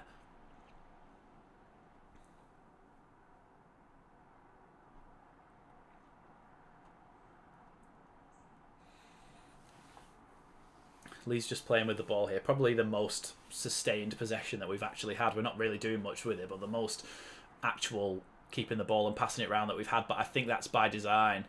Oh, the ball nearly went through then for Rodrigo. But I think that's by design from Spurs. I think they're trying to let Leeds have a little bit more of the ball here. Cooper does well to just sweep all that up off a counter-attack from Spurs. I think Spurs are trying to let Leeds have a lot more of the ball here and now play on the counter to try and get a winner. Which, I mean, fair play to Leeds, because you've made a team like Spurs have the respect for you, and a manager like Conte to have the respect for you to think, in this second half, if we get a goal, we're going to sit in and play on the counter-attack when a lot of teams, that's where Liverpool and where Arsenal, although Arsenal won, and a couple of other teams have gone wrong against Leeds. If they've been cocky and thought that they could play their own way against Leeds and play their own style against Leeds, but sometimes you have to do what Spurs are doing right now and say, okay, let's have a bit of respect because these can score goals against us. If we go out and attack them, they will score goals. And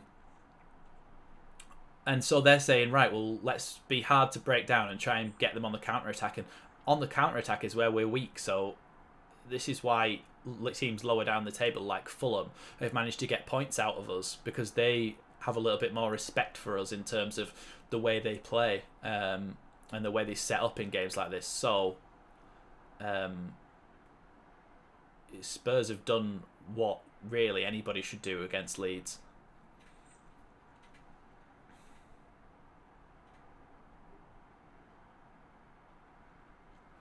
Yeah, I won't comment on anything like that because I don't know. Sacred Rose Mystery School, Coys, come on you slugs. Another corner there for Spurs.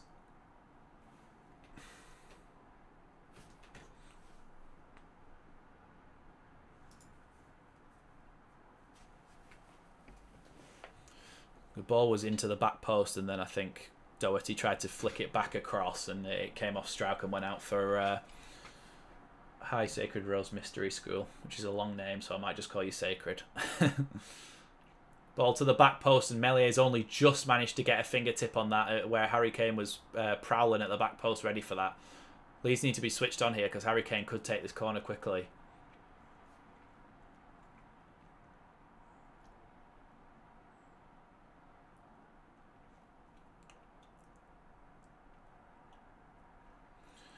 Going to be a corner here from Perisic.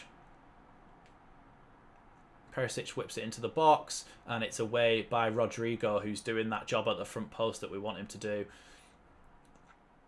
Leeds here are trying to press Spurs, and Spurs have absolutely booted it all the way back to Lloris. Lloris is trying to keep it in, and Lloris has had to put it out for a throw-in. Rodrigo, get the ball quickly. They've got no one back. Yeah, commentators just said I don't know why Rodrigo didn't get that ball. I think, yeah, Spurs are now bringing on Yves Bissouma. Richarlison is coming off. I don't think he's been great today, other than that fantastic pass he played through for Kulusevski about 5 or so minutes ago, and Kulusevski just took a terrible shot wide, but that ball was really, really nice from him. But Bissouma's coming on to play in that holding midfielder role. It's what I was talking about. It's giving Leeds the respect to say, like, Leeds can score goals against us, as they've already shown. And they've given us the respect to try and sit in now and hit us on the break. So be interesting to see what Jesse does now if we can break this Spurs team down. Ooh, Greenwood was trying to keep the ball in there but just couldn't quite manage it.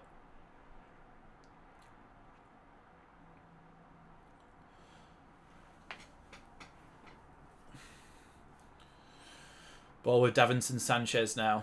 I mean, all I'm seeing is Jesse Marsh, so I can't tell who's got the ball. Come on, cameraman. Thank you. Back on the game.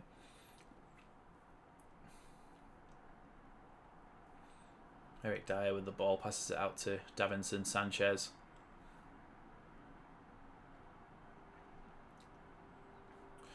Davinson Sanchez has got a mistake in him, you know, so if we can pressure him enough. Has it been confirmed if Bielsa is going to Bournemouth? It hasn't been confirmed, and I don't think I will... Well, I'll talk about it, yeah, but like I don't think I'll particularly make a video unless it actually becomes official. But yeah, there's the rumours that Bielsa's going to Bournemouth, or at least that they've been in touch with him, because I think he will... Like, if somebody comes to him and speaks to him, he will hear them out, because that's just the sort of guy he is, that he'll go and listen to them and he'll hear them out. But I don't know if he's going to do it. Greenwood into the box, but it's gone all the way through to Lloris. Lloris has played a lovely little pass out to Kulusevski here, but Leeds have tried to pressure him, but Bentancur has now got the ball, passes it back out to Kulusevski. He's got Kane inside, but goes back to Bentancur. Spurs keep the ball, but the advantage has gone away. Yellow card for Tyler Adams, I think. I mean, it's surprising that he's gone this long without getting a yellow card in this game, because he has made a few challenges, but that one was a yellow card. So 2-2 here in the 70th minute. 20 minutes to go here at the Tottenham Hotspur Stadium. Can Leeds hold on or get a winner? Probably not, but it does look like Spurs are going to be hitting us on the break. But Leeds seem to be having more of the ball at the moment. Like I said, though, that's probably because they actually want that to happen so that they can hit us on the break. Bentancur tries to put it in the box, but Rasmus is able to clear, but only as far as Basuma, who is intercepted by Brendan Aronson. Rodrigo gives the ball back to Tyler Adams. Leeds are playing with fire here as the ball nearly went through in front of Meslier. Just out of interest to the Spurs fans that are in the chat, what do you think of Emerson Royal? Because I think he was absolutely woeful in that first half. I think he was absolutely terrible, and I don't think he's good enough for this Spurs team at all. Welcome, Spursy 101. Yeah, question for you and the other guy that's a Spurs fan in the chat as well. What do you think of Emerson Royal? Spurs have got the ball here. Played it out wide. Doherty now with the ball. Looks to cut back onto his right foot, but gives it back to Kulusevski. Kulusevski tries to put it in the box, but it's blocked by Mark Rocker. Comes straight back out to Kulusevski again, though. Kulusevski trying to figure something out here, but it's gone all the way back to Eric Dyer. Bentancur's pass is intercepted by Mark Rocker, who gives it to Somerville, who again gives it to Brendan Aronson, who kicks it straight into touch. Yeah, I think Leeds panic a little bit when we do win the ball back. We need to have that. I mean, we don't have what we had with Gnonto against Bournemouth, where we just ran the pitch. Like, he's the only player who could really do that, I think, except maybe Somerville. But I think Gnonto's got a lower centre of gravity and is a bit stronger in that sense. Ball all the way through, trying to get it to Kulusevski, but it's gone into Meslier's arms. Also, for the Spurs fans who weren't in the chat when your first goal went in, do you think that should have counted? Because for me, Longley has no eyes for the ball whatsoever, and he's literally just bundled Meslier into his own net without looking at the ball, just shoulder in his chest, pushed him into the net. Meslier's, because he's been fouled, hasn't managed to get the ball properly, and then Kane scores. For me, VAR should have overruled that.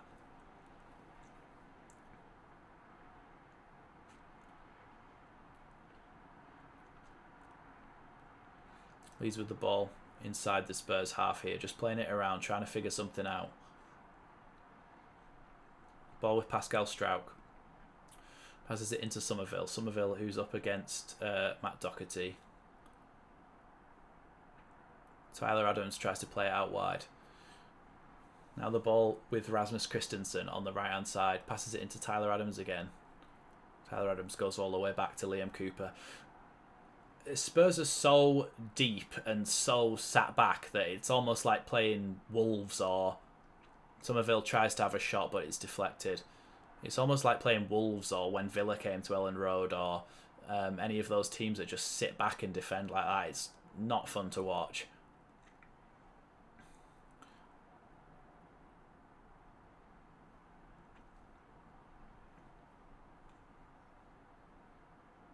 Leeds are keeping the ball for a long time here, but not particularly doing anything with it.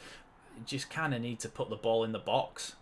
Or Rasmus, if we score from this, Rasmus will be brought back for ball into the box, but it's gone over everyone. And Somerville is probably going to, or at least Struijk is going to pick it up here from Matt Doherty. I think this now counts as a second phase of play.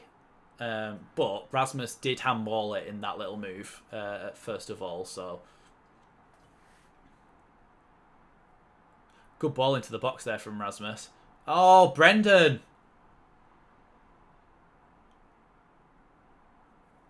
Tottenham need to bring some fire in the game and just push forward.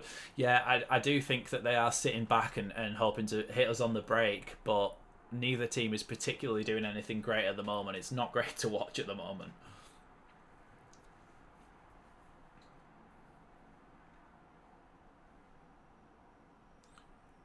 Throw in then to Leeds, about halfway inside the Spurs half with Rasmus Christensen. We need to just try and get the ball into the box a little bit more. I mean, even if it's just to try and force an error, we don't seem to actually just be willing to take the risk of whacking it into the box.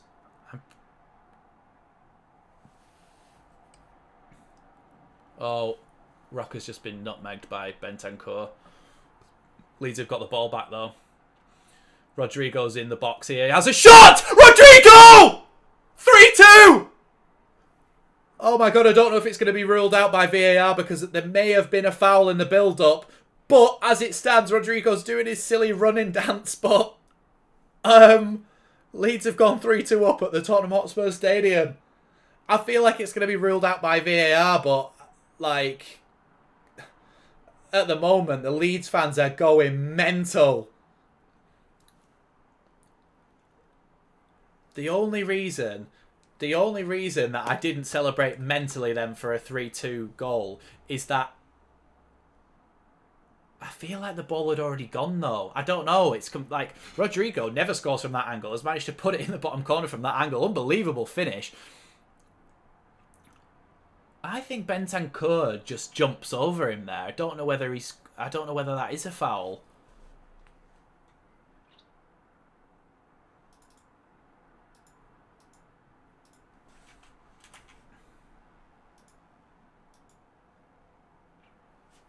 Ninth goal for Rodrigo in 13 games. What a goal.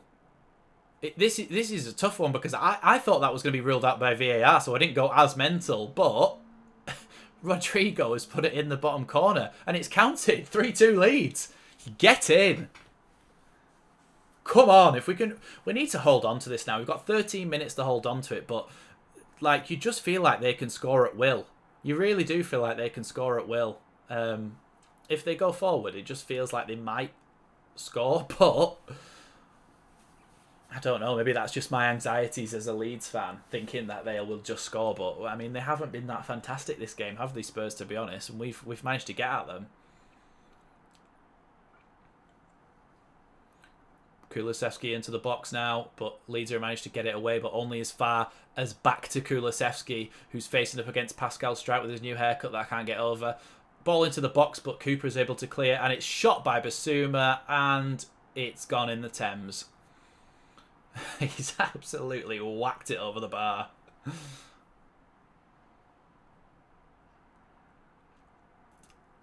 Luke Ayling is coming on now for Leeds. I feel like we may be trying to hold on to this.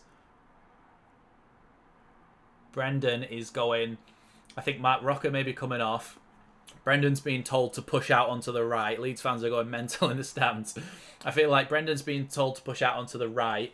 Rocker is coming off, and I think we're going to go with a back three with wing backs.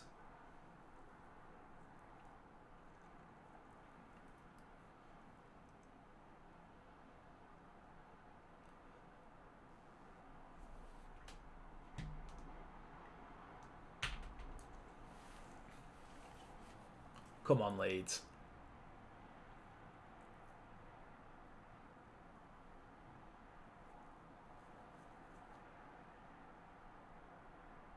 Come on. Let's try and stay in this. Well, stay in this. We're winning, but let's try and stay winning. Put bodies on the line to try and win this game, because 3 wins in a row in the Premier League is massive. I'm gonna have a look at the table and see where it puts us. Obviously, might be tempted fate by doing that, but let's just talk about the potential if we win this game.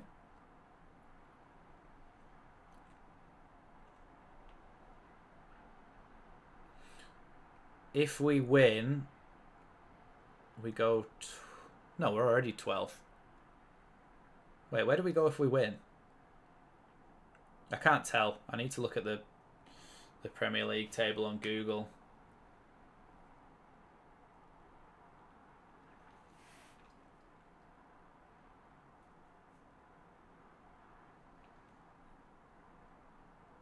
I know, even if we win, we're only still 12th because of other results that have happened. But, not bad. Bournemouth are winning 3-0 against Everton.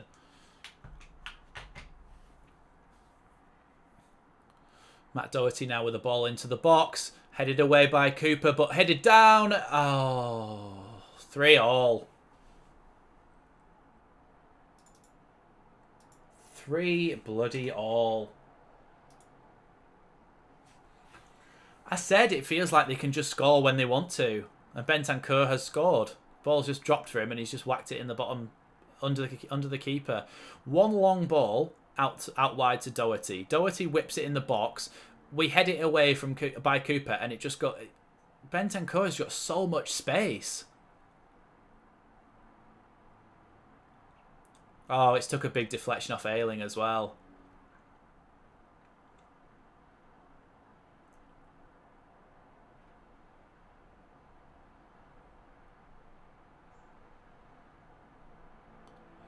Oh, it's just hit. I think Meslier actually may have saved that if it didn't go, if it didn't come off Ayling, but it's come off Ayling and gone right through. Spurs are breaking again here, but Leeds are trying to get back in. You can see us getting into our formation. Ball switched out to Perisic on the opposite side. Perisic up against Rasmus Christensen. Rasmus Christensen tries to get a foot in, but Leeds managed to clear through Ayling. I mean, we brought Ayling on to try and be defensive, and we've conceded straight away, and now we're missing a midfielder. Again, I said before the game, if it stands, it's... Oh, yeah, it just... Oh, yeah, am I that far behind? Yeah, 3 times we've led in this game, and we keep throwing it away. And honestly, I think we may lose. Like, that's just the sort of game this has been.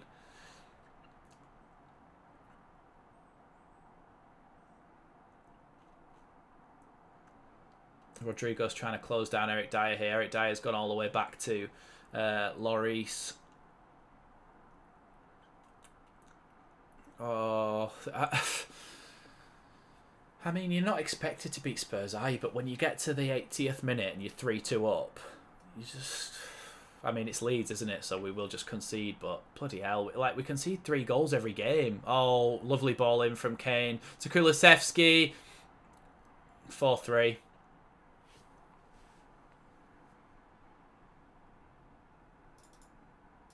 The first time in this entire match, Tottenham Leeds. Leeds have just fallen apart.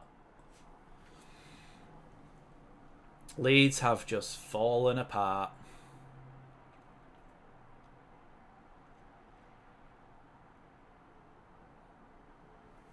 What a joke. What a joke. Again, ball at the back with Dyer. Plays it out to Davinson Sanchez. One ball into Kane. Flicks it around the corner and Koch dives in thinking he's going to shoot, and then it's just straight back to Bentancur and into the net. Just one little thing from Kulusevski makes Koch think he's going to shoot or cross, and he just doesn't. And then Robin Koch has overcommitted. He's already gone past him, and he's just played it across for an open net for Rodrigo Bentancur.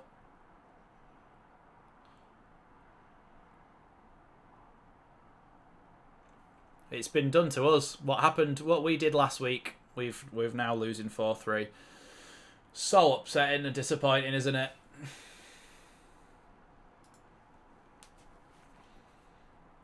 Seven minutes left in this game, or 6 minutes left plus added time. I can't see us coming back now. Cannot see us coming back now, but Greenwood's just lost the ball. Kulusevski's now got the ball again.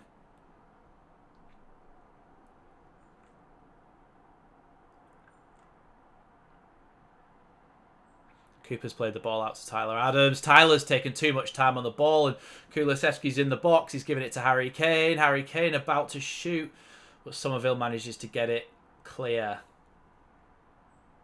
I don't really know why. I know they're being pinned back, but Leeds are sitting back now and letting Tottenham come onto them. But what's the point? Like, you may as well just try and go for a goal.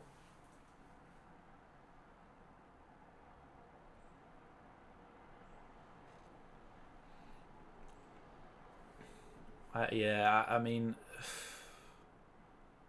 The first one shouldn't have counted, so it should still be 3-3, which is what annoys me more than anything, is that first goal should not have counted. Leeds players look out on the feet as well now. They look dejected. They look beaten. Bring Perkins on. Give him a chance up front for the last 5-10 minutes. Just give some of our players a chance, because what could go wrong? We're already losing a game that we've been leading 3 times. 3 times we've been leading this game. Like Kelvin says in the chat, we were leading 3 times. I don't know what the answer is, because I think if you bring in, even if you brought in a world-class centre-back, it's not going to change it. It's the way that we play more than anything. And when we went into the lead, at least at the 3-2 up, I think he did try and sit back once we went into the lead. When we went 3-2 up, he tried to sit back, but we just conceded instantly, which killed us. And then obviously they've gone and scored another one.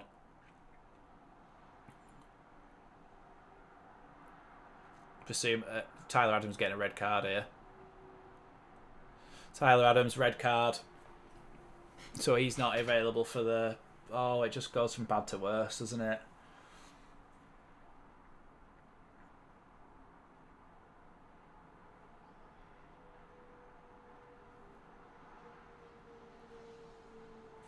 Tyler Adams sent off now. Second yellow.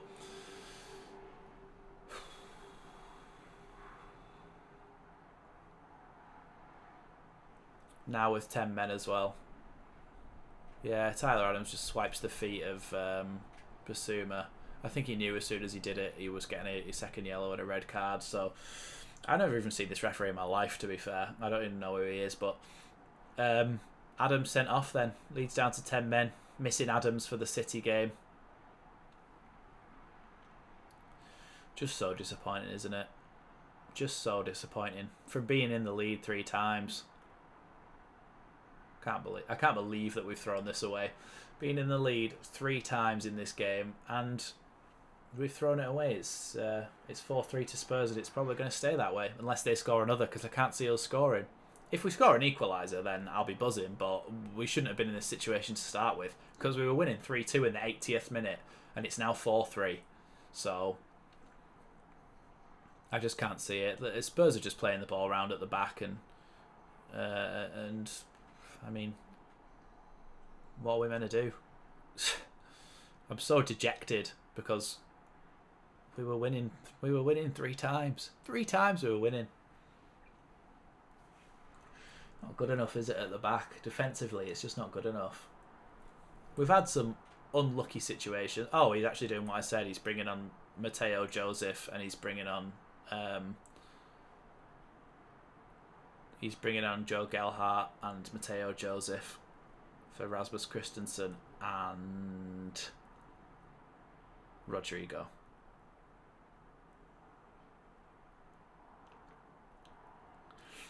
So frustrating. Especially the red card as well, because we just didn't need that, did we? We just did not need a red card as well. Probably be on Match of the Day first again, but on the wrong end of it. Oh, to be fair, they'll probably put Brentford on, won't they? Probably put Brentford City on first and then this.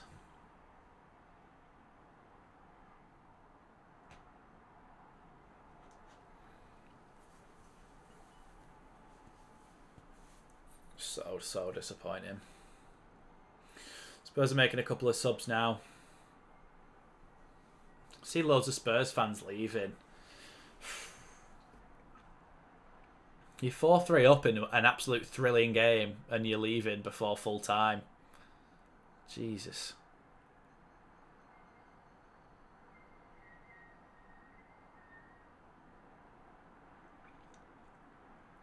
Lucas Moura has been brought on then for Spurs in this game.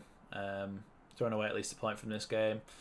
Yeah, I mean, we've thrown away 3 points realistically. We've been ahead 3 times in the game. And Spurs have managed to win. Bournemouth and Leicester jump above Leeds now as both are winning. Yeah, we would have stayed 12th if we'd have won this. I think bringing on Ayling was to have 3 centre backs and wing backs to try and combat that, and to try and basically have to try and have a back five to try and win the game, or to try and stop them from scoring. And obviously, as soon as he came on, they just hit a shot that deflected off him and went in, which, I mean, we've had some bad luck this game. Gelhardt with the ball now. Gelhardt passes it out wide. Ball to Mateo Joseph. Mateo Joseph with the ball. He's won a throw-in a dangerous situation. We've got 4 minutes added time. Obviously, that is stopped up there, but we've got 4 minutes added time, and we are about a minute into that now. Strauch into Somerville.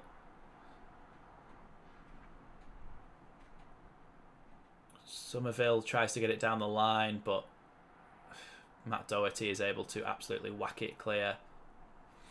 Leeds have gone all the way back to Meslier. Meslier tries to play a ball out wide. Ayling tries to win the header, but it's gone over everybody for a Leeds throw-in. Yeah, sitting back's not really our strong point. It's not, and we've conceded, and conceded 2 as well, which has absolutely killed us. But the ball now into Mateo Joseph from Sam Greenwood, but it's been cut out by Ben Davies. Leeds have won a throw-in though. Leeds have forced a Spurs throw-in right in their corner by the corner flag.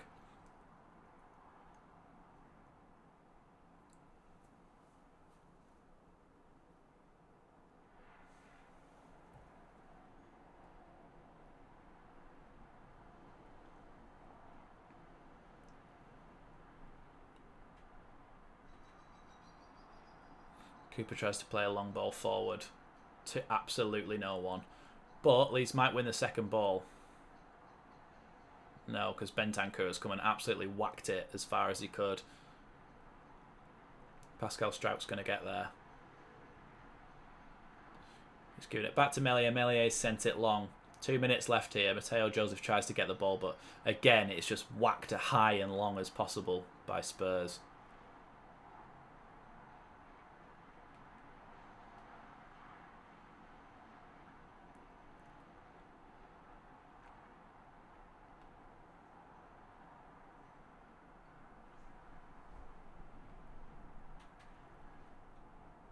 Oh, ball's gone through to Perisic out on the left-hand side. Robin Koch has managed to deflect it, but... Oh yeah, Mateo Joseph tries to get it out, but it goes straight to a Spurs player in Harry Kane. Now the ball with Højbjerg. Back with Harry Kane. They're going to take it into the corner here.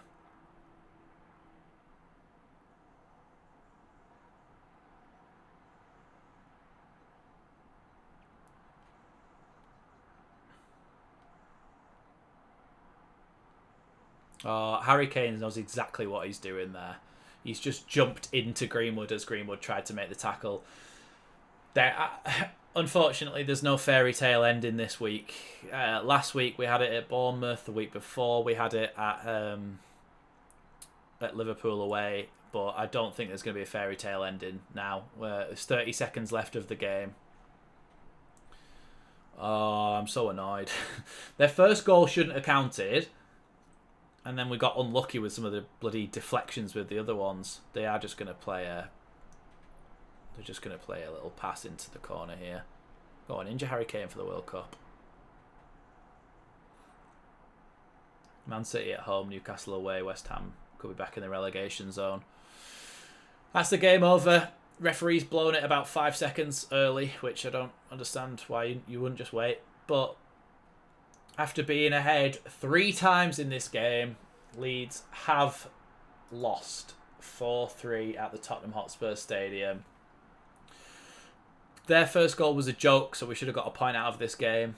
VAR is ridiculous, and it should be reviewed because that's absolute criminal what they've done with that first goal. It's 100% a foul on the goalkeeper. He has no chance of getting to the ball because he's bundled into the net by a Spurs player. Spurs have won this game, but only through downright cheating. So, not salty at all. But, yeah, I'm pissed off about that because that was not a goal. They cheated. And we've lost because of it. But, doesn't take away from the fact that we were ahead 3 times in that game and we lost. being ahead 3 times in a game should never be. You should never lose a game that you were ahead 3 times in. It should be impossible. But we've lost, and I'm really gutted about it.